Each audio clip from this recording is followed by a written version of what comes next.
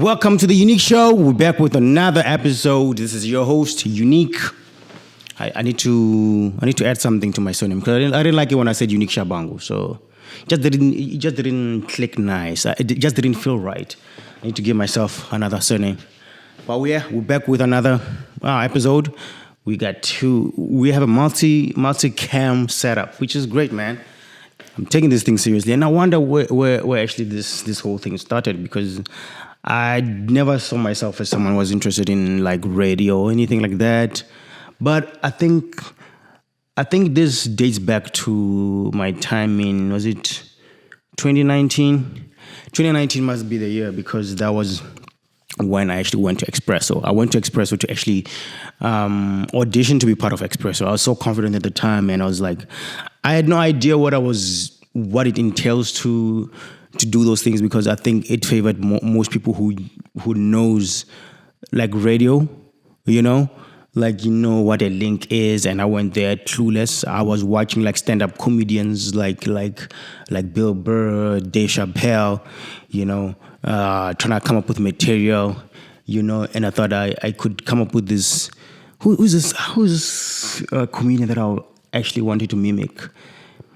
Is this comedian actually has this demeanor where he's like an asshole. He says he misdirects you with his comedy. Like he would say something that you never expect, and I went to Expresso with that whole idea, with that whole demeanor. I was like, yo, man, I'm just gonna get there and like act like I'm the coolest, like I know what I'm doing. And I think the energy that I had was great, but I just didn't know what I was doing. Like I didn't know what a link was. So I was just really I went there just to explore, because I went to Joburg. I left I left. I had money at the time because I just had my funding. Actually, in the same year, I had funding for writing a script. I had like 100,000 to write a script, and I was like, oh shit, So I was just like doing things that I wanted to do, just exploring the world, man. I had no baggages I could just like travel to Joburg and book a hotel and then do this audition that I had no chance of making it. But the fact that Expresso actually sent me a message on Instagram saying, hey, you need to come for the audition. I was like, oh shit, let me do this, man. Let me do this. It was the best time of my life, dog. Like I was like, it's very memorable, and I met interesting people, and it's just like the energy there was just different. It's different. And I've been an extra for like TV, like Generations or some shit like that, and it's a different experience. I think the Expresso job was just top tier, man. Like the whole, like everybody who went there, like you saw celebrities that you see on TV, but you know how I am. I'm not really crazy on celebrities. I'm not going out there like take pictures of every celebrity. I'm like, yeah, this is normal people, dog. This is normal people, because I know I belong. I belong there. I'm supposed to be a big star, dog. But yeah, that was I think that moment really changed everything, because after that I did an interview on Rise FM, and everybody just loved that interview. Like they thought I was smart or some shit because of the way I was answering the questions. And I'm fucking smart. I'm smart on things that I know. I'm knowledgeable on things that I knew at the time, and I was passionate about the film industry, and I could say a lot of things. And actually that interview was so good, the Rise FM interview that I did, that it's ages now. It's ages, like that's 2019 and shit. That's a long time ago, bro. So whenever I'm trying to impress someone on Instagram or on my WhatsApp, I just post that that video of me saying some smart shit so they can actually watch and like, oh, actually he's actually a smart guy, And the time when I talk about money, it was like I would talk about like I got 100,000, like that would, like it's a way to get women interested because they care about money. So if I talk about money more, they would love me. They would love me, when you bring in like the past just to get people to be interested in you. But I think life is interesting only if you're enjoying the present.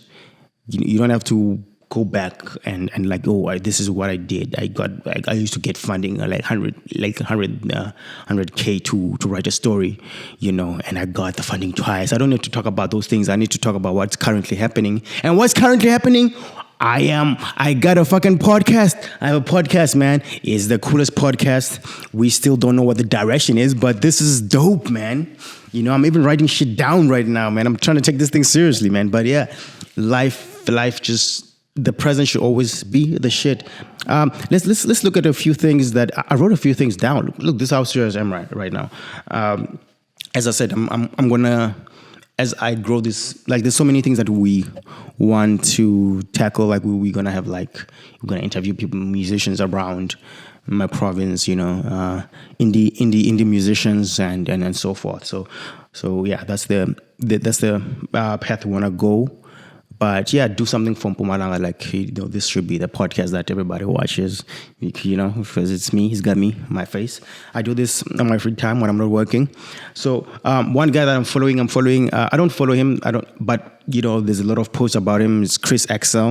He's on Twitter. They call him the president of Black Twitter or some shit like that. I think he's a catfish, but he writes very interesting shit. Very interesting stuff. And that,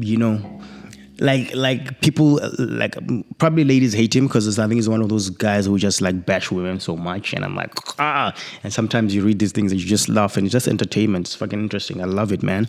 It's so toxic. I love it so much. I like toxic things. He wrote a tweet saying, what a man must have to meet their standards, right? Like the women, what a man must have to meet the women's standards. So he must have money, he must be hardworking, he must be tall, no kids, no baby mama drama, and must have a car, must be independent, and must be loyal, right? And what does she bring to the table?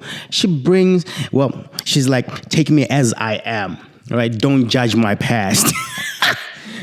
There's so much pressure for a man, There's so much pressure. Like for a woman, you don't really have to work hard to get a guy, you know what I'm saying? You don't really have to work hard, For a guy, I think, because you're born with value from a young age, you get your value early on. I think as soon as you're a teenager and, you look attractive, I'm sure there's on a daily basis, there's, more than 5 guys asking you out. So you are the one who keeps on saying no. It's up to you to say, I don't want this type of guy. This is the type of guy I want. So, from a young age, there's that value, like you being pretty and you being youthful and being able to give birth and whatever. That's the value. And I think the older you get, that's how women lose their value, especially if they don't take care of that properly, But for a guy, you have to fucking work. You have to add value yourself by I think the older you get, that's when you get value. If you get what I'm saying, by becoming successful and becoming someone who's adored by others, by being charismatic, by being successful in whatever that you are going through. And so what's interesting about the Chris XL thing tweet? It was she's like, take me as I am. You don't judge my past. I'm like, yo, man. What's very interesting about the past, you can date somebody that you don't know their past, dog. I actually posted this on my WhatsApp, and somebody's like, she didn't agree with this statement, but she didn't back it up. So I guess I won that fight. But everybody is you gotta know people's past, dog. You gotta know people's past. You can't just go into a relationship. A relationship is a very big step, really. You can't just date somebody that you don't fucking know. Fuck! It's like going to business with someone that doesn't have the skills, You need to know, you gotta choose the right person. So you gotta know how they dealt with specific things. How did they value the partners that they had? Did they cheat while they were in a relationship? Why did they cheat when they were in a relationship? Because all these things can always come back in the past. People don't change, bro. People don't change. I don't think people change. They only change when something drastic has happened in their life, and then they actually start realizing that, oh, maybe my behavior was fucked up. But you gotta know somebody's past, so you can go, so the future can be great. That's what I believe. So this women saying that, oh, don't judge my past. Fuck you. Fuck that shit. Yeah, if you're a whore and fucking all these guys for money, these guys who are busy taking you out on dates and taking you to fancy hotels and like, fuck. Ugh. Have some morals. Have some morals, man. Fuck. Ain't nobody gonna date a hoe that fucking retired. I ain't dating that fucking person. Fuck. What are you gonna teach my kids? Oh, fucking hell. So yeah, that's very interesting. What else? Let me see. Okay. We gotta cut the video short because I think this is exceeding the limit of what my cameras are capable of doing. So thank you very much for checking this out. We gonna come with another banger. This is UNIQUE. I used to be a rapper, so that's why I'm whatever.